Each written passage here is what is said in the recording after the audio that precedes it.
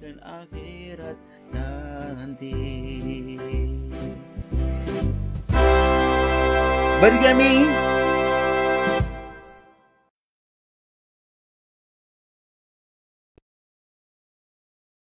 selamat datang kepada para penyayang lansia, pemerhati lanjut usia, Bapak Ibu yang saya hormati, para peserta seminar virtual dan tentunya pemirsa setia Practical Ability DIY yang menyaksikan acara ini melalui kanal YouTube dimanapun Anda berada. Perkenankan, saya Rahman Wisnu Aji yang akan menjadi MC pada seminar virtual malam hari ini. Para pemirsa yang berbahagia, berjumpa lagi bersama Practical Elderly DIY yang ke-63 bersama dokter spesialis penyakit dalam, konsultan geriatri pada acara seminar virtual dengan tema Kenapa Saya Sakit Kepala? Bersama Dr. Probo Suseno, spesialis penyakit dalam, konsultan geriatri Vinasim SEMM.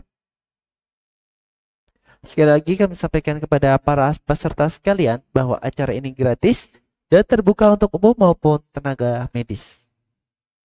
Baik, pemirsa sekalian, saksikan selalu Practical Elderly DIY setiap Selasa malam pukul 20 waktu Indonesia Barat untuk terus menyimak acara bermanfaat lainnya. Mari kita simak berikutnya kepada Dr. Probo, waktu dan tempat kami berikan. Terima kasih. Assalamualaikum warahmatullahi wabarakatuh. Para lansia dimanapun Anda berada, para penyayang lansia, pemerhati lansia, dimanapun Anda berada yang saya hormati, yang saya sayangi. Alhamdulillah, pada kesempatan ini kita bertemu lagi pada acara PED yang ke-63. Hari ini topik yang akan saya bahas adalah mengapa saya sakit kepala. Sakit kepala ini gangguan yang paling sering dialami hampir seluruh anak manusia. Sesungguhnya sakit kepala ini adalah satu tanda bahwa ada yang tidak beres. Nyeri, sakit adalah suatu tanda alarm bahwa ada sesuatu yang tidak beres pada dirinya. Entah di mana. Kalau nyeri di kepala, kemungkinan di kepala itu ada masalah. Nyeri di tangan itu ada masalah.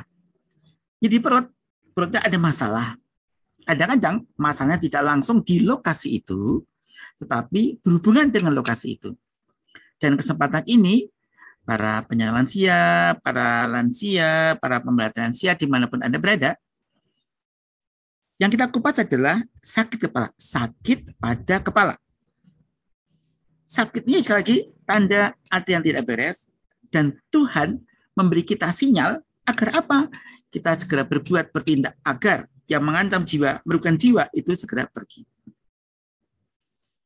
Dari berbagai macam referensi yang saya baca, saya kumpulkan di kesempatan yang baik ini, para pemerhati lansia, ya, sakit kepala atau nyeri kepala ini sebabnya ada dua, di kepala itu sendiri dan di luar kepala.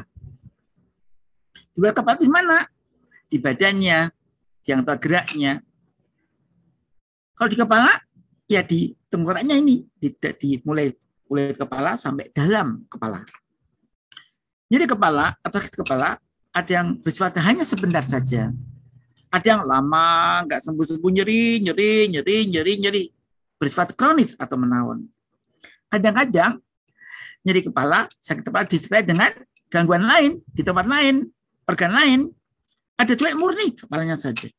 Nah, kalau kita ingin tahu apa sesungguhnya sebabnya di kepala atau sakit kepala, sebabnya ya secara umum seperti penyakit-penyakit yang pernah saya sampaikan. Penyebab sakit karena badai pamit, ya, bawaan. Mungkin ada satu kelainan pada pembuluh darah di otaknya, kelainan namanya di siklus bilisi, pada arteria vertebralis posterior, anterior. Nah, apa itu nanti kita kupas, ya. Dan D, defisiensi karena kekurangan bahan tertentu, apa kekurangan zat gula, ya bapak nyeri kepala, bisa karena degeneratif, karena proses ketuaan, apa karena bencana otak, misalnya stroke, ya. Mengapa sakit pikiran, memikirkan sesuatu, karena autoimun, kekacauan sistem kekebalan tubuhnya, atau sebab yang lain, karena apa? Metabolik, diabetes mellitus, atau gula yang terlalu tinggi atau terlalu rendah, yang sering terlalu rendah, ya. Kemudian karena iatrogenesis, efisien pengobatan, ya Allah, baru diobati sakit jantung ya, diobat nitrat, nyeri kepala nut kayak mau pecah rasanya, kayak mau retak rasanya ya. Dan karena infeksi, apakah influenza, COVID, scabies dan sebagainya, dan T karena trauma, tumor, karena itu kanker, dan tadi baik seharusnya. Jadi sekarang akan saya kupas satu-satu. Pada lansia ini yang sering terjadi, sesungguhnya sudah ada sinyal. Setiap gangguan apapun itu Allah memberikan sinyal-sinyal. Salah satunya nyeri kepala. Nah, sahabat-sahabat yang saya hormati, para pemirsa PED, Praktikal Elderly dari Istimewa Yogyakarta, lansia, para penyandang lansia, pemerhati lansia. Nah, penyebab sakit kepala secara umum ada beberapa ya. Otot tegang, migrain, hipertensi, tekanan intrakranial yang meninggi, tekanan intrakranial yang menurun, stroke, sangat iskemi sementara, infeksi, kemudian trauma, artritis kranialis, hipereksia, alkohol, dan lain sebagainya. Akan saya kupas agak lebih dalam lagi. Pertama, mengapa seorang sakit kepala? Karena ototnya tegang atau karena sepalgia nervosa. Sepalgia itu nyeri kepala, psikogenik, karena pikiran. Nah, ini yang sangat sering. Kebanyakan karena cemas, memikirkan sesuatu yang akan dilakukan, padahal belum tentu ada ya. Karena depresi, karena kesedihan yang mendalam, tegang, nyeri kepala, nut-nut, agresi, mau ngamuk-ngamuk karena frustasi, yang merasa gagal, dan nyerinya itu biasanya pada daerah muka ini, atau samping temporal ya, atau parietal, ada bagian occipital belakang, dan yang sering pada tengkuknya ya, tengkuk itu cengel atau kuduk ya. Dan bisa hanya satu sisi, bisa dua sisi, kanan kiri, bisa bertumpul, seperti tekan atau terjepit, tapi juga yang nut-nutnya. Kadang-kadang kalau ditemukan orang yang pakai topi aja nyeri, sikatan nyeri. Nah, ini sakitnya biasanya sakit kata tegang otot. Kadang-kadang ini diperlibat dengan pelebaran arteri atau pembuluh pada arteria kranialis ya. Ini yang pertama, ya, otot tegang karena pikiran. Yang kedua, mengapa sakit kepala? Sebabnya kenapa? Migrain. Nah, migrain ini paling banyak pada anak-anak yang masih muda. Awalnya maksud saya ya, sejak masih muda. Nah, sejak menstruasi yang pertama apa? Menarche ya. Jadi, nah, selain ini satu sisi kepala kanan saja atau kiri saja, ada yang lebih luas, ada belakang saja. Biasanya didahului, saya ulangin, biasanya didahului dengan penglihatan ke kabur, ada bercak-bercak, ada bintang-bintang berwarna-warni atau seperti benteng kuno. Dan ini sampai berjalan kadang 3/4 jam, 45 menit ya. Kadang-kadang kelihatannya kok enggak pet ya. Kok hilang ya? Kemudian nyerinya hebat. Beberapa jam kemudian tertidur, itu sembuh. Ya udah. Nah, kadang-kadang hal seperti ini sampai beberapa hari. Bisa bersama-sama dengan pusing, mual, muntah, dan saat migrain datang, orangnya bisa pucat ya. Dan pemuda di ada temporal di bagian samping kiri, pilingan dalam bahasa Jawa itu melebar dan nut. Nah, kadang-kadang ada apa ya, berbarengan dengan rasaan kok aneh ya saya ini, sesuatu yang aneh ya selama serangan dan sesudah serangan. Jadi ada perasaan yang aneh, dan ini migrain itu bisa mengenai pada migrain arteria basilaris, pembuluh darah bagian dasar kepala, dasar tengkorak maksud saya. Kemudian ada juga namanya migrain hemiplegik ya. Migrain dengan gambaran hemiplegik. Apa itu hemiplegik? Yaitu migrain yang disertai dengan kelemahan badan, separuh badan ya, separuh anggota gerak. Ada juga migrain optamik ya. Satu migrain menjadi kepala separuh, tetapi dia berpusat pada satu mata. Pada satu mata kadang-kadang diberi dengan kelemahan pada mata. Kok jadi kadang-kadang kok kayak matanya jadi drop ya, kayak orang mau menutup, dan kadang-kadang bersama dengan yang lain merah dikit, tapi sama itu hilang sendiri ya. Ini hanya 3/4 jam ya. Ini migrain ya. Dia biasa ngomongnya biasa. Nah, ini migrainnya. Nah, ada juga yang kedua namanya periodik migrain neuralgia. Jadi ini bukan migrain sejati tapi mirip migrain ya. Jadi mirip migrain, dan ini biasanya periodik migrain neuralgia, artinya nyeri seperti migrain tapi sifatnya periodik, nanti hilang, datang lagi hilang. Nah, ini biasanya pada yang lebih tua tadi kan pada anak remaja ya, menstruasi dan mulai ada, tapi migrain neuralgia lebih dewasa, misalnya 40-an ya, mulai kena nih. Anak-anak jarang nih. Nah, biasanya periodik migrain neuralgia ini yang bersifat periodik, kadang-kadang berapa minggu sekali atau berapa bulan sekali itu muncul ini di tengah malam ya. Dan hampir pasti selalu satu sisi, namanya unilateral, kanan saja ya. Dan dimulai bisa dari mata, nyebar ke dahi, kemudian ke samping temporal ya. Nah, dalam bahasa Jawa pilingan tadi. Matanya kena kemudian merah, kemudian air matanya banyak keluar, kemudian kabur-kabur. Tapi muntah-muntah jarang muntah-muntah. Jadi ini periodik migrain neuralgia. Dan kemudian orang itu bisa kesana kesini jalan. Ini periodik migrain neuralgia. Dan yang keempat, mengapa orang sakit kepala? Karena hipertensi ya. Tekanan darahnya tinggi. Tekanan darahnya lebih tinggi dibanding orang normal. Nah, tekanan darah yang lebih tinggi dari normal ini lebih dari 140/90. Pelan tapi mengganggu ya. Ada 150 terus bawahnya 100. Tapi juga yang malignan sampai 180 200 ya. 200/110. Wah, hipertensi yang sangat tinggi ya. Ada juga yang namanya hipertensi ensefalatis sampai kesadarannya menurun. Tapi bukan stroke, mirip stroke. Jadi kelainan sampai namanya target organ itu sampai mengalami gangguan, namanya hipertensi ensefalopati. Jadi sampai nyeri kepala luar biasa, kayak mau pecah rasanya. Tapi karena apa? Hipertensi. Kadang kesadaran sampai menurunnya, namanya hipertensi ensefalopati. Sangat tinggi ya. Ini biasanya yang namanya berbahaya, urgensi dan emergensi. Dan yang kelima, mengapa orang sakit kepala? Karena tekanan di dalam tengkorak itu meningkat ya. Jadi tekanan intrakranial meninggi ya. Penyebabnya ada 4 yang terkenal, yang tersering ya. Pertama adalah tumor atau kanker di otak. Jadi dia ini waktu belum kena kanker dia biasa saja. Itu ada tumbuhnya jaringan kanker, tumor makin besar. Nah, mulai mendesak ini. Mendesak juga di dalam otak itu seolah tekanannya sangat tinggi, meningkat keras. Nah, meningkat pesat. Nah, menyebabkan nyeri kepala, bisa mual-mual, bisa muntah-muntah ya. Sakit kepalanya awalnya sih nggak hebat, tapi lama karena tumornya makin gede, nah sampai nyeri hebat. Bangun tidur langsung nyeri ya. Kemudian pertama nggak begitu berat, tapi lama-lama mendadak sangat luar biasa dan terus-terusan nggak bisa disembuhkan dengan obat-obat biasa. Biasanya karena kanker otak. Nah, tekanan di dalam otak yang meninggi ini tidak hanya kanker, tapi juga tumor pada nervus auditorius ya. Satu tumor benjolan pada saraf pendengaran ya, nomor 8. Ada juga tumor pada selaput otak ya. Kemudian bisa juga karena yang ketiga abses otak, wudun, nanah pada otak. Nah, ini kalau seperti ini harus dikeluarkan ini. Bagi wudhunya terus makin gede.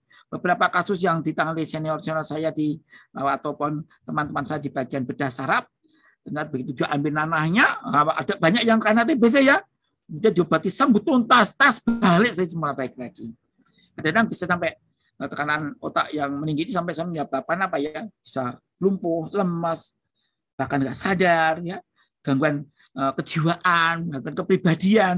Ternyata sumbernya ada abses otak, dan sumbernya lagi ada nanah di dalam otak, karena sumbernya dari TBC begitu diobati sampai 1 tahun, kadang-kadang kalau sangat bagus, ya boleh lagi seperti semula normal lagi. Jadi karena itu kalau kita nangani orang yang sakit kepala, jangan lupa kalau sakit kepala lebih dari 4 hari langsung ke rumah sakit, dilacak entah apa ya. Kadang-kadang dokter pun tidak bisa melacak dengan satu langkah, kadang-kadang beberapa waktu, kadang-kadang dilakukan secara tim ya, atau konsultasi terpadu. Dan yang keempat karena hidropalus normal pressure ya, atau sumbatan jalan cairan di otak, tapi pada orang dewasa. Orang dewasa tulangnya nggak bisa melebar lagi. Akhirnya cairan tadi mendesak sampai otaknya gepeng. Maka dia kadang-kadang mual, muntah, pusing, jatuh, ambruk berkali-kali. Terjerembab ya. Kadang muntah-muntah tanpa mual. Kalau muntah dengan mual biasanya kan sakit mah ya. Ini enggak. Kadang-kadang pakai ngantuk, ya kadang gangguan penglihatan, gangguan daya ingat dan lain sebagainya. Ini yang kelima, tekanan di dalam kepala meningkat. Kalau meningkat ada menurun, ada, ternyata juga ada orang nyeri kepala, sakit kepala karena tekanan di dalam kepala itu menurun. Akibat apa itu? Akibat habis melakukan fungsi lumbal, ya fungsi lumbal penusukan pada daerah tulang belakang, mengambil cara mengetahui apakah ada suatu penyakit atau radang, dan Kemudian pasien kemudian berduduk atau berdiri blok gitu ya. Jadi tekanan yang menurun ya. Kemudian yang ketujuh karena stroke. Jadi tadi kita keenam, nah kita stroke.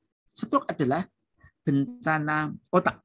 Saya ulangi, stroke adalah bencana otak yang merampas kesehatan, harga diri, kecacatan seseorang. Stroke ini harus tangani dengan tepat dan cepat. Kalau tidak cepat dan tepat, bisa menyebabkan kecacatan yang jangka panjang. Stroke dibagi dua, yang perdarahan, pembuluh darah otak itu pecah, atau karena sumbatan, namanya trombus dan embolus, sehingga nyumbat, namanya stroke iskemik ya. Dan ini timbul biasanya sebelum dia lumpuh atau koma, biasanya nyeri kepala dulu, kemudian baru lumpuh atau nyeri atau koma ya, lumpuh separuh atau lumpuh semuanya dan koma. Jadi biasanya nyeri kepala ini mengawali hampir pada semua kejadian stroke, yaitu stroke yang dengan hemiparesia atau hemiplegi atau tetraplegi atau koma. Dan jika sudah kadang-kadang seseorang itu stroke akibat apa? Akibat kelainan jalan darah di otaknya sendiri, namanya di arteria atau circulus villisi. Jadi di otak itu di jalan tengkorak itu ada suatu lingkaran atau ring road itu ya, yang itu merupakan campuran gabungan di beberapa pembuluh darah kanan, kiri, bagian arteria vertebralis, kemudian facialis gabung, kemudian jadi bagus. Nah kalau ada sumbatan, maka dapat dari pasokan darah dari sekitarnya kolateral. Nah kalau ini ada pembuluh darah yang tidak normal karena maaf ya karena gawaan bayan ya, herediter atau karena dulu pernah sipilis ya, ini bisa pecah. Kadang ngerembes. Nah, ngerembesnya ini bapak nyeri kepala ringan, kadang tengkuknya kaku. Ternyata stroke yang lembut yang terjadi karena merembesnya dari aneurisma yang di otak itu. Di sahabat saya sayangi. Nah, stroke ini menyebabkan kecacatan, membuat harga diri nggak terpakai. Itulah para stroker ya, nah stroke itu orang stroke itu bergabung. Namanya Yayasan Stroke Indonesia, ada yang namanya di Happy Embung komunitas. Ya. Di Yogyakarta itu ada namanya komunitas penderita stroke namanya Happy Embung ya. Di situ orang bergabung yang pernah sakit dan keluarganya, apakah istrinya, suaminya, anaknya, mengantar ayahnya, ibunya, suaminya atau istri yang sakit, kemudian saya bergabung, orang paling curhat, berbagi pengalaman, dan akhirnya semangat lagi. Ternyata dulu dia nggak bisa apa-apa, sekarang bisa apa-apa. Bahkan ada orang habis itu tambah pintar, ada yang tambah pintar sih. Ada seorang namanya Bapak Wisnu ya, pintar banget ya, di Yogyakarta itu. Dia malah bikin buku banyak banget dan bukunya bagus-bagus. Bagaimana pengalaman stroke ini bukunya ya, saya punya dapat hadiah dari beliau. Ya, ini punya bagus banget. Strategi mengatasi dari stroke. Nah, ini Pak Wisnu ini pintar banget, Pak Wisnu Aryawardana, ini veteran stroke-nya. Jadi beliau tuh pintar ya. Jadi jangan dikira suatu tuh jadi lumpuh nggak bisa apa-apa. Dia bisa saja jadi pintar. Ayah saya dulu pada usia yang udah sepuh kena stroke ya, tapi bapak saya tambah pintar, tambah bijaksana, Pak Ali Murzoko ya. Hidupnya tambah cerdas ya, bijaksana, tidak pikun, hanya sedikit mengalami tangan saya kiri kok kurang merasa nggak ada tulangnya ya nak ya gitu. Rate, Agus, Probo, Condro, Sidik, Ghazali, tanganku punya tangan nih. Padahal ya ada. Bapak megang tuh bisa mencangkul ya bisa, nyuci bisa, tapi merasa. Nah ini kadang-kadang namanya sequelae. Gejala syaf. Bagi orang-orang yang pernah stroke, kalau dia berkumpul dengan orang yang senasib, saling membagi namanya IPS, insan penyandang stroke ini, bagi pengalaman akhirnya bisa bangkit dan ternyata aku bisa baik lagi. Karena itu ada acaranya Jambore Stroke Indonesia ya, besok tanggal 29-30 Oktober di Yogyakarta. Ada PAWE. Silakan para lansia dimanapun Anda berada bisa ikut ya. Meramaikan ini ya. Ya lumayan ini soal Indonesia ya. Ya, lanjutkan ya. Ya, yang ke-8, serangan iskemik sementara atau transient ischemic attack. Yaitu suatu nyeri kepala yang sangat tapi tiba-tiba ya. Tapi dalam waktu bersama dengan lumpuh dan dengan bisu. Tapi dalam macam pulih total tanpa gejala, namanya serangan iskemik sementara. Jadi semacam stroke yang sangat-sangat dengan semacam stroke. Jadi sumbatan stroke di beberapa penting, kemudian sumbatan lepas, pulih lagi seperti semula. Nah, orang-orang seperti ini bersyukur sekali pada Allah diberi kesempatan baik lagi, tapi harus hati-hati ya. Orang yang pernah serangan iskemik sementara ini atau transient ischemic attack tidak beri kekurangan cairan. Sebaiknya diobati faktor-faktor yang berpeluang menyebabkan dia kena stroke. Ya. Apa kolesterolnya tinggi, gula darah tinggi, tensinya tinggi, kemudian kurang minum, itu di atas jangan sampai kena stroke yang sejatinya stroke. Karena orang nggak merasakan ini bisa berpeluang bisa 10 sampai 18 kali lipat lebih mudah kena. Ya. Kemudian penyebab nyeri kepala yang ke-9 adalah infeksi. Infeksi apa saja itu? Pada selaput otak namanya meningitis. Biasanya badannya panas, nyeri kepala, kaku kuduk atau tengkuknya, muntah-muntah. Dan kalau kena cahaya itu silo sekali ya. Nah, orang-orang yang kena infeksi selaput otak ini meningitis harus diobati dengan bagus. Dan seringkali kalau orang tidak diobati dengan bagus, yang menyebabkan apa ya? Kebingungan, jadi pelupa, jadi ya semacam demensia ya. Hati-hati ya, karena ini sequela ya. Kadang sembuhnya selaput otak itu nggak sembuh sempurna. Nah, penyebab yang infeksi yang lain, semua infeksi pada gigi mulut, sariawan, nyebabkan nyeri kepala juga ya. Gigi mau tumbuh, nut jadi kepala pula. Ada tenggorok, nyeri kepala pula kalau gigi dan mulut ya. Ini menyebabkan nyeri kepala.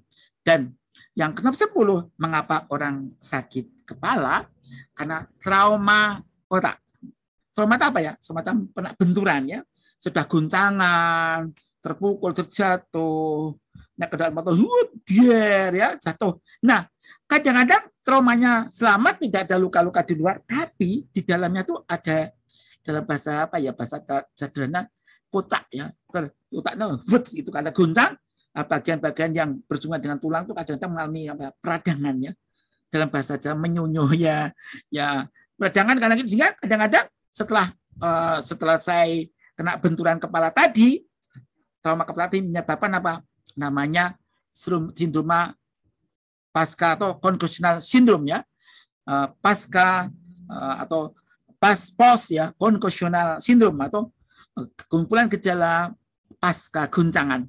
Ya, habis gegar otak kecelakaannya. Nah, tanda-tanda orang yang post concussional syndrome atau sudah kena guncangan itu biasanya gampang lelah, mudah tersinggung, gugup, cemas, sulit tidur, pusing-pusing, peka terhadap suara-suara yang keras. Nah, ini karena dan biasanya hilang dalam waktu setengah tahun, 3 bulan sampai setengah tahun hilang. Nah, tapi kadang-kadang memang bisa lama sekali ya, bisa 2 tahunan. Nah, sahabat-sahabat yang saya sayangi, bersyukurlah kita yang tidak mengalami bencana keguncangan otak atau jatuh, terbentur, dan sisanya. Yang nomor 11 yaitu artritis kranias. Apa itu ya? Suatu peradangan pada pembuluh darah yang memberi makan pada kepala di otak ya. Sakit kepala bisa di bagian belakang, namanya occipital, pada bagian wajahnya, fasial, bisa temporal, parietal, puncak ini. Dan bertuntut nut, sangat nyeri. Karena radangnya pada pembuluh darah yang memberi makan otak. Jadi nyeri kepala sangat hebat. Kadang-kadang kelihatan galer-galer ya. Kelihatan menonjol, kelihatan besar pembuluh darahnya itu. Nut, ada denyutnya. Ya, kulitnya di atas kadang-kadang merah. Kadang matanya menjadi kabur-kabur. Nah, radangnya menyebabkan suplai darah ke bagian otaknya tadi terganggu. Berupa apa? Nyeri kepala, sinyalnya ya. Kemudian ada tentang mengelimakan pada otot-otot tangan, begitu tangannya, atau penggerak otot-otot yang menggerakkan mata atau tersumbat atau terganggu, kemudian jadi lumpuh matanya, jadi jatuh matanya melek satu, pejamkan mata satu. Nah, biasanya orang-orang yang mengalami radang pada area pembuluh darah kepala ini namanya artritis cranialis, ini didahului dengan kelemahan badan yang cukup lama. Jadi beberapa bulan kok saya lumrah ya. Kemudian demamnya sedikit agak tinggi. Nah, diperiksa itu demamnya, tapi tidak panas banget ya. Berat badan mulai turun. Kok ototnya nyeri-nyeri semua ya. Sendi-sendinya semua. Ternyata ada radang pada kepalanya, artritis cranialis. Pengobatannya apa? Ya diatasi radangnya dong gitu ya. Yang ke-12, mengapa orang sakit kepala? Karena pireksia. Apa itu pireksia? Ada zat ini papan panas ya, ada pirogennya. Nah, biasanya pireksia ini muncul pada infeksi apapun, virus seperti influenza, kemudian demam atau gondongan, ya, chickenpox, variola, tipes, malaria. Nah, ini bisa menyebabkan nyeri. Ya, radang-radang bahkan radang pada mulut, gigi sariawan, radang tenggorok bisa menyebabkan juga nyeri kepala. Nah, Pak, radang pada jerawat bisa? Oh, bisa. Ya, atau wudun namanya selulitis, furunkel, karbunkel, atau sebagainya, bisa menyebabkan nyeri kepala. Dan yang ke-13 yaitu karena alkohol dan obat-obat seperti minuman keras yang mengandung alkohol, entah berapa persen ya, itu bisa bikin apa? Nyeri kepala, sakit kepala. Obat bius, kadang-kadang nyeri kepala udah bisnya selesai, tapi begitu bangun tidur kok nyeri banget ya, aduh nyeri banget ya. Nah, tapi nggak semua orang ya, karena ada juga orang nyeri kepala karena akibat apa? Menggunakan obat-obat kontrasepsi oral ya, menunda kehamilan yang diminum ya.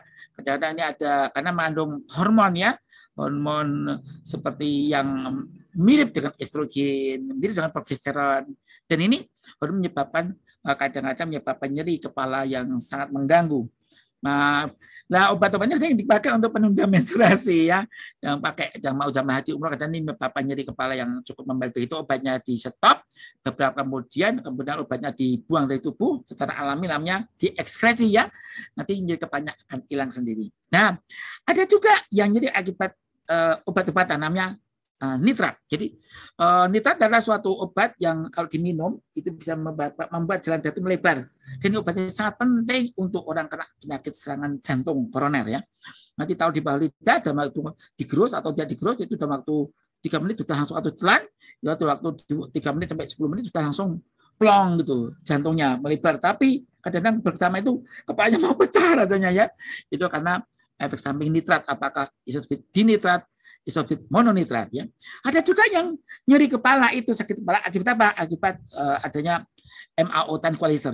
Jadi orang tadi memakan makanan yang mengandung ekstrak tiramin ya, mengandung tiramin, ekstrak pada daging, pada keju, yogurt, buncis, anggur putih menyebabkan nyeri kepala. Jadi pada orang tertentu bisa menyebabkan memang nggak cocok ya. Sahabat-sahabat yang saya hormati, yang terakhir penyebab lain adalah hipoglikemia, kelaparan. Jadi makanya kalau ada orang biasa kalau mahasiswa ya atau bapak ibu yang lupa nggak masak, kok mumet banget ya aku, begitu minum air manis, teh atau susu atau kopi, biar sembuh ya, berarti ada apa? Kelaparan, ini kelaparan ya, atau hipoglikemia. Ada juga yang akibat anemia, yaitu HB atau zat eritrosit dalam darah itu menurun di bawah normal dan jadi kepala. Begitu ditransfusi atau ditambah darah, makanya bagus, HB-nya naik jadi 12-an, ini kepalanya hilang sendiri. Kadang-kadang kalau rendah sekali sampai HB-nya cuma 3 atau 5 dilakukan transfusi, begitu HB-nya sekitar 10 sudah nyaman ya. Namanya anemia. Tapi ada juga yang nomor 3. Apa itu? Polisitemia. Apa itu? Darahnya terlalu tinggi, HB-nya malahan. HB-nya 20 atau 24, kemudian ada leukositnya juga tinggi sekali, trombositnya juga tinggi, jadi darah itu kental. Akhirnya apa? Semacam nyumbat. Darahnya tensi harus, tekanan darahnya harus ditinggikan, jantung kejakat memompa darah, maka polisitemia bisa berbahaya karena bisa menyebabkan gambaran stroke. Ini darahnya kental banget ini. Kalau dia irama jantungnya normal, apalagi tensi tekanan darahnya rendah, kemudian kurang cairan, dehidrasi bisa nyumbat ya, maka nyumbat bisa jadi stroke ya.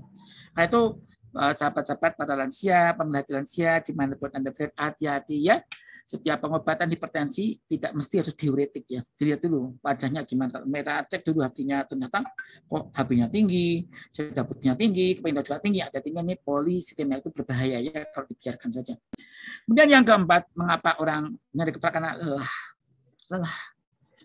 lelah fisik, lelah pikiran, ruwet, semrawut.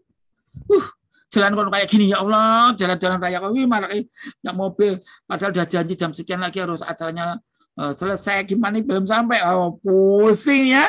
Nah, ini keruwetan jalan raya, kelelahan, kesemrawutan, dan memang ini memang dampaknya terakhir memang karena pikiran ya, mikir utang, mikir anak kok nggak sopan, kehidupannya anak-anak masih memprihatinkan, pasangan hidupnya nggak setia atau selingkuh, wes sedih deh kayak ini. Dan ekonomi yang merat-merat ini bapaknya jadi kepala. Karena itu sahabat-sahabat lansia di mana berada, pemerhati lansia, lansia yang sehat maupun yang sedang sakit, pengobatannya apa, penyembuhan bagaimana, penyembuhannya itu tergantung sebabnya apa. Misalnya nyeri kepala karena hipoglikemia, karena gula darahnya kurang, obatnya apa? Minum manis, makannya cukup, nanti jadi hilang sendiri. Memang sementara beli diberikan obat anti nyeri yang aman, semacam paracetamol 2 tablet. Tapi hati-hati ya, tidak semua orang ada yang tidak tahan sih.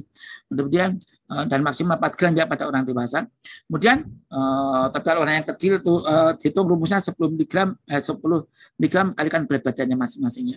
Kemudian Sementara nyerinya tadi karena sebabnya misalnya hipoglikemia, terlambat kelaparan itu dinormalkan dengan makan, tapi nyerinya dibantu diringankan dengan apa?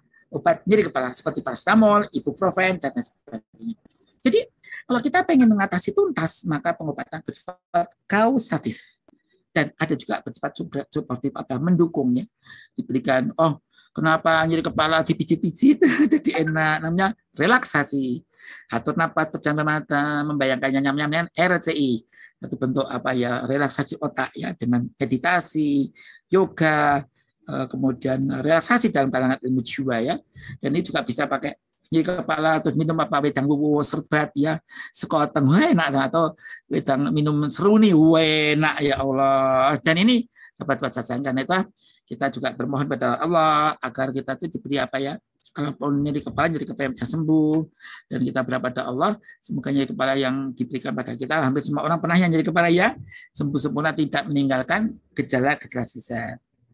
Jangan lupa sahabat lansia dimanapun berada, agar kita selalu sehat, bahagia. Kerjakan dong sini ya. Lagu rakyat Maluku namanya Burung Kakak Tua yang selalu bahasanya. Sehat, bahagia, apakah resepnya?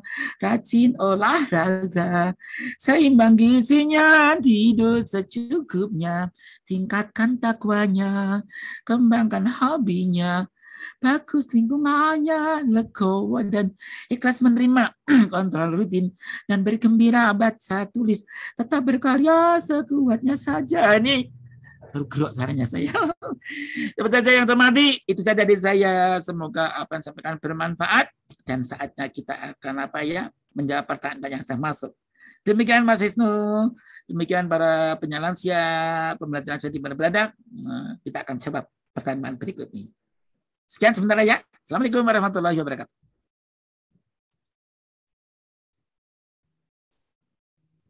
Pertanyaan pertama, dokter, dari ya. Bantul DIY. Ya.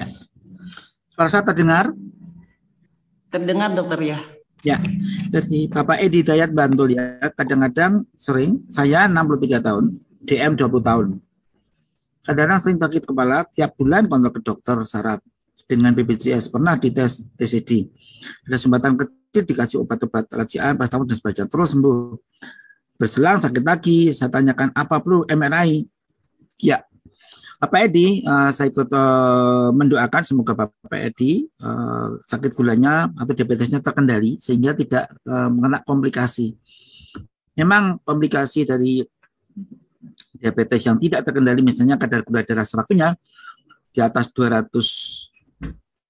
Normalnya kan di bawah 200, antara 100 200 ya. Kalau ini di atas 200, lagi kok di atas 300, maka sudah terjadi komplikasi namanya neuropati. Neuropati nyeri-nyeri ya, bisa dimanapun itu, bisa di tangan, kepala, kaki, dan sebagainya. Nah, kalau ini sebabnya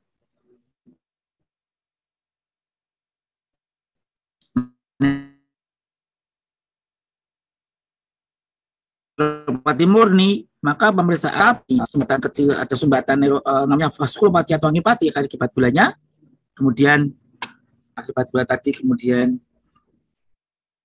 yang tidak terkendali, kemudian pembuluh darahnya tersumbat. Nah, itu jadi masalah itu. Kalau tersumbat, kadang-kadang perlu dipastikan sumbatannya di mana. Nah, kalau sumbatan namanya berarti apa? Stroke ya, stroke sumbatan atau stroke iskemi. Kalau itu yang terjadi, CT scan sudah cukup ya. Kalau MRI lebih canggih lagi kalau ada, ya bagus, tapi tidak harus. Biasanya dokter akan secara efisien efektif mencari sebab-sebab yang jelas. Tidak sebab. Karena apa? Ini bukan berarti pemborosan biaya. Ada di UGM namanya skor Gajah Mada ya. Profesor Dr. Rojlam Sudin dalam disertasinya membuat namanya skor Gajah Mada.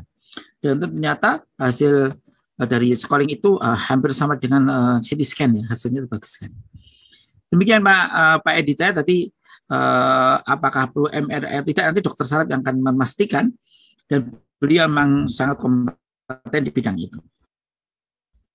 Demikian, semoga Bapak sembuh, dan yang penting kendalikan gula darah, karena kalau gula darah tidak kendalikan kena komplikasi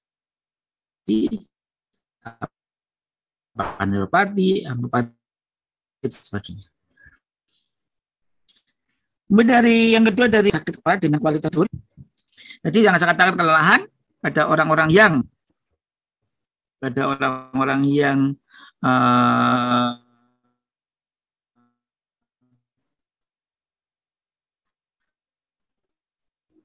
kurang tidur, jadi katakan menyebabkan pembuluh darah juga mengalami perubahan-perubahan semacam menyempit. Ya. Ada juga yang tergantung orangnya ya, yang kadang-kadang juga melebar. Tapi kebanyakan pada orang kelelahan bisa menyebabkan keluhan-keluhan dimanapun, bisa nyeri kepala, nyeri tengkuk dan lain sebagainya. Obatnya apa ya? Tidur itu sendiri ya. Kemudian apakah sakit kepala ada hubungan dengan hipertensi? Ya, hipertensi yang tidak terkendali tadi saya sampaikan itu menyebabkan nyeri kepala. Nyeri kepala bisa di bagian tengkuk, bisa darah yang lain, tapi memang tersering di darah tengkuk kalau memang hipertensi. Demikian Ibu Nurul Hayati, semoga bermanfaat jawaban saya. Lanjut yang ketiga. Dari Ibu Eti Jatiningsih, Malang, Jawa Timur. Usia saya 59, ini belum lansia ya, berat badan 34, tinggi badan 190, ini kurus ya seperti ini ya. Nah, mengapa saya gampang pusing, terutama ketika mendung angka kepala sambil mengenaikan tangan ke atas, seperti ketika mengambil sesuatu di tempat yang tinggi. Dua, saat gerakan memutar badan seperti ketika senam memori atau jenisnya. Ketiga, ketika bergerak terlalu cepat. Keempat, berbaring atau bangun dengan cepat tiba-tiba dan membungkuk terlalu lama. Nah, ini namanya biasanya namanya postural hipotensi. Jadi nyeri kepala akibat suplai ke darah otak itu kurang sehingga menyebabkan nyeri. Perubahan posisi dari duduk ke berdiri, dari duduk ke duduk itu menyebabkan semacam polusi darah ke bawah ya.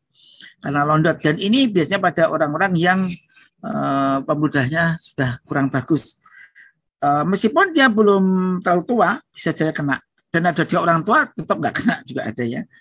Tapi yang sering pada orang tua dan pada orang-orang yang kurang sayur, kurang vitamin, mineral, ada yang mengalami semacam yang Ibu Eti Jatiningsih alami pula. Jadi obatnya apa kalapnya? Beberapa kejadian kalau sampai berputar namanya VPPP, vertigo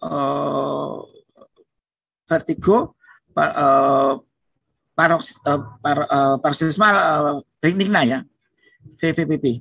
Jadi suatu bentuk suatu vertigo akibat perubahan sikap miring, ya gitu. Jadi obatnya apa? Kalau mau berubah posisi kepala itu harus pelan-pelan. Nah, ada apa? Jangan langsung bus. Nah, VPP, vertigo posisional benigna ya. Karena posisional benar. Jadi vertigo diakibatkan dengan posisinya itu, dan itu biasanya tidak bahaya, cuma mengganggu. Demikian ya jawaban pertama. Nomor dua, apakah kolesterol tinggi bisa mengakibatkan pusing-pusing? Kolesterol terakhir 218 ini tinggi dikit ya. Kolesterol yang terlalu tinggi bersama dengan trigliserid yang tinggi, kolesterol jahat apalagi yang LDL, HDL-nya rendah, itu memang bisa menyebabkan namanya aterosklerosis, satu penyempitan pada jalan darah di mana lokasinya bisa saja pada bagian jantung, bagian otak, tapi bisa seluruh tubuh. Dan ini bisa menyebabkan suplai atau aliran darah tidak lancar sehingga menimbulkan teriakan nggak tolong dari si empunya organ tadi dengan berupa nyeri kepala, kemang dan semacamnya. Jadi kalau kita melihat ada orang-orang nyeri kepala atau kemang kemudian diberi balsam kemudian santai-santai saja, itu mungkin nggak menyelesaikan masalah ya. Maka hendaknya diselesaikan dengan mencari misalnya pembuluh darahnya londot ya, namanya chronic venous insufficiency yang menyebabkan kakinya bengkak suatu saat kalau dia duduk dan sebagainya. Itu masuk latihan olahraga tertentu, dan vitamin mineral yang berupa sayur batu perlu diasup dengan cukup. Demikian Ibu Eti Jatiningsih, semoga bermanfaat. Selanjutnya, halo, ya, dari Ibu Siti Sarah dari Sungai Pagar Riau ya, Riau nih ya. Setiap manusia punya kapasitas masing-masing dalam melakukan aktivitasnya dan intonasi yang berbeda-beda pula. Yang saya tanyakan adalah bagaimana cara kita mencegah agar tidak sakit kepala berlarut-larut. Cara mencegahnya ditelusuri apa sebabnya. Kan tadi ada sebabnya 12 sebab. Oh, karena dia kelaparan, pencegahannya apa? Sampai kelaparan. Udah. Dia kepala sakit gigi, obatnya apa? Cabut gigi atau dirawat gigi. Gitu. Jadi seorang dokter tidak bisa mengobati untuk semua kasus karena setiap kasus itu atau sebab penyakit itu tidak sama. Saya orang kacamata harusnya makanya kepala jadi terus ternyata kacamata harus minus satu kanan, yang kanan minus 1, yang kiri mungkin minus 4. Nah, ini bukan jadi kepala ini. Obatnya apa? Pakai kacamata atau pakai lensa kontak. Jadi tidak bisa satu jawaban untuk menjawab suatu sebab itu.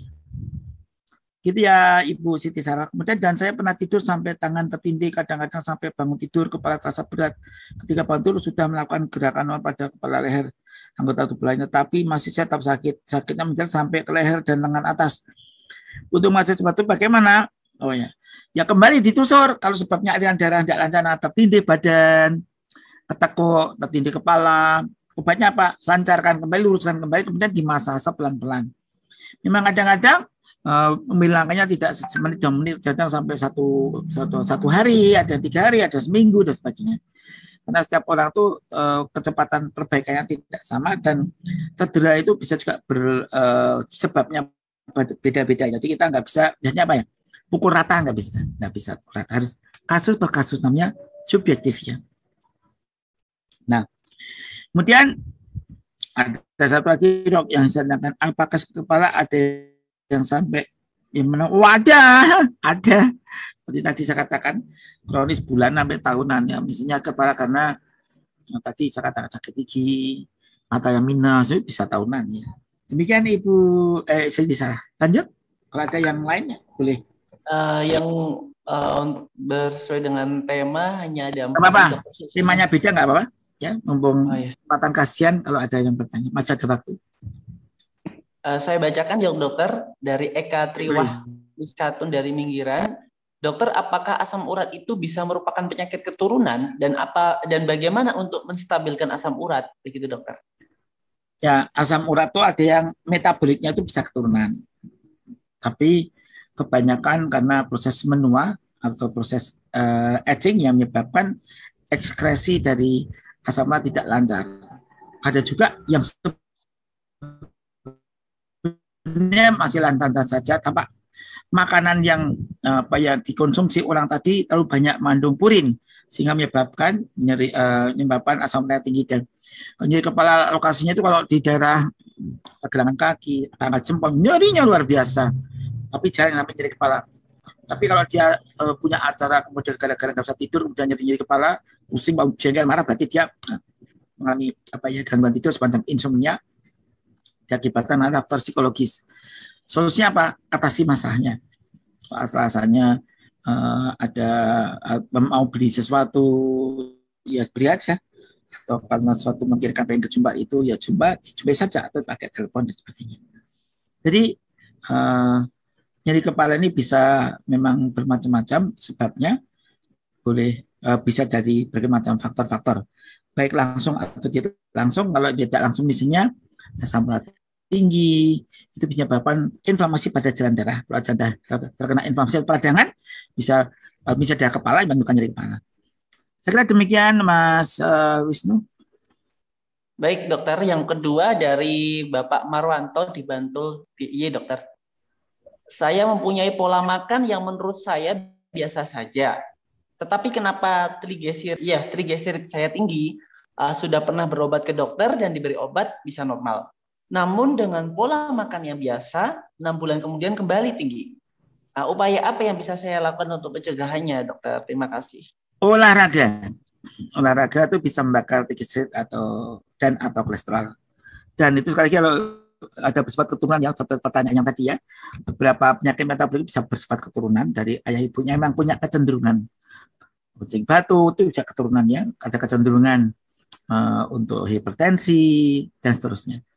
Bagi orang-orang yang tidak punya faktor keturunan dari ayah ibunya, budi buliknya semua sehat-sehat saja, bisa terjadi juga karena proses umur ya, atau pola makan salah, kemudian jangan menjalani penyempitan, misalnya aterosklerosis akibat kolesterol total, trigliserid total, asam urat atau tinggi dan sebagainya. Jadi menyebabkan inflamasi yang menyebabkan juga akhirnya ada nyeri pada semacamnya. Demikian TGZ obatnya apa? Olahraga dan gitu, atau mengurangi nasi atau yang manis-manis, nanti insya Allah bisa turun kembali. Demikian. Ya, terima kasih dokter untuk Pak Maranto di Bantul DIY. Selanjutnya ada 2 pertanyaan lagi dokter. Dari yang pertama dari Bapak Budi Sutrisno di Boyolali, Jawa Tengah. Kebas di paha atas kanan. Obatnya apa ya dokter? Terima kasih. Ditarik dulu sebabnya apa dulu. Kalau sebabnya karena diabetes mellitus, dinormalkan gula darahnya dengan insulin boleh, dengan pil boleh. Kalau pengen cepat dipakai insulin ya. Kemudian dinormalkan tuh sampai 3 bulan harus normal ya, gula darah itu normal. Kemudian selain misalnya karena gula darah ya, dia juga kebas-kebas karena ada yang tidak lancar, kolesterolnya tinggi, TGZ tinggi, kemudian LDL tinggi, HDL-nya rendah. Nah ini solusinya adalah olahraga. Kemudian mungkin harus pakai obat-obatan semacam penurun kolesterol atau TGZ ya, apakah fibrat atau pakai statin dan sebagainya. Kemudian apa lagi pertanyaannya tadi? Oh ya, dokter, terkait kebas seperti itu. Kebas ya kebasnya kalau sebab itu, kemudian sebab yang karena kurang vitamin B, diberi vitamin B nanti kebasnya bisa hilang sendiri. Tetap harus minum yang cukup, di massage, di CIC ya. Kemudian banyak berdoa, gerakan kaki, badan supaya nanti bisa lancar, organ-organnya membuang limbahnya dan bisa akhirnya bisa itu dengan nyaman, kegiatan dengan nyaman dan sebagainya. Demikian Mas Isnu. Baik dokter, terakhir dokter dari Ibu Teli Purnamasari di Bekasi, Jawa Barat. Apakah ada tes untuk membedakan demensia dan Alzheimer dokter? Terima kasih. Ada. Demensia itu jenisnya banyak ya. Alzheimer itu juga satu jenis ya. Tapi ada tesnya namanya MMSE ya. MMSE ada Mukaina, ada HVLT, ada banyak ya. Nanti sebaiknya saya sarankan kepada panjenengan Anda datang ke dokter ahli saraf ya, atau ahli neurologi. Apalagi yang mendapat konsultan, wah lebih bagus lagi ya. Biasanya dokter konsultan ada di rumah sakit besar atau rumah sakit pendidikan atau di fakultas. Jadi sebaiknya untuk memastikannya dokter ahli geriatri juga bisa ya. Tapi kalau di daerah mana tadi? Daerah mana Mas tadi Mas yang tanya Mas? Di Bekasi dokter. Oh Bekasi banyak. Di sana bisa ketemu dengan di daerah Bekasi ada Prof. Siti Setiati, Dr. Edi Rizal, Dr. Kuncoro Harimurti, Dr. Wita, Dr. Noto dan sebagainya. Banyak teman-teman di sana dokter ya, bisa Dr. Edi dan yang lainnya masih banyak ya. Jadi bisa ke daerah Jakarta, Bekasi atau di Masjid Cipto Bangun juga bisa.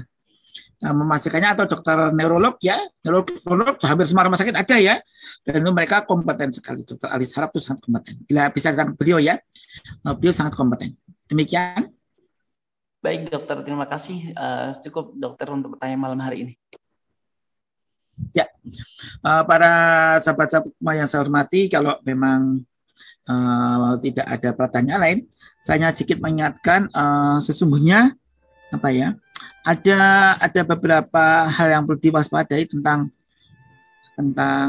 stroke ya.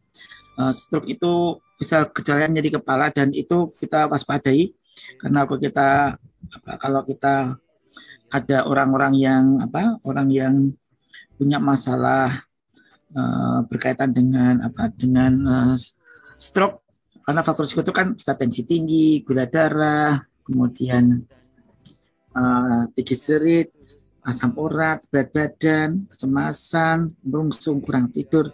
Ini kalau sampai seorang kena stroke itu harus segera ditangani, dan penanganan stroke itu sekali lagi satu, mencegah jangan sampai stroke menjadi parah atau kambuh lagi. Sedang kecacatannya atau kelemahannya segera diperbaiki secepatnya oleh ahli yang di bidangnya. Ahli di bidangnya seperti dokter ahli saraf atau konsultan neurologi. Di sana ada ilmu di bidang neurorestorasi saraf. Kadang-kadang juga dokter ahli penyakit dalam konsultan geriatri juga bisa membantu kalau pasiennya elderly yang kompleksitas massa, terutama faktor risiko berkaitan dengan organ-organ di bidang ilmu penyakit dalam.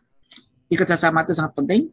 Dan tidak hanya itu, adanya caregiver atau yang melayani di komunitas, apakah suaminya, istrinya, anaknya, atau istrinya, itu bisa mempercepat proses kemandiriannya.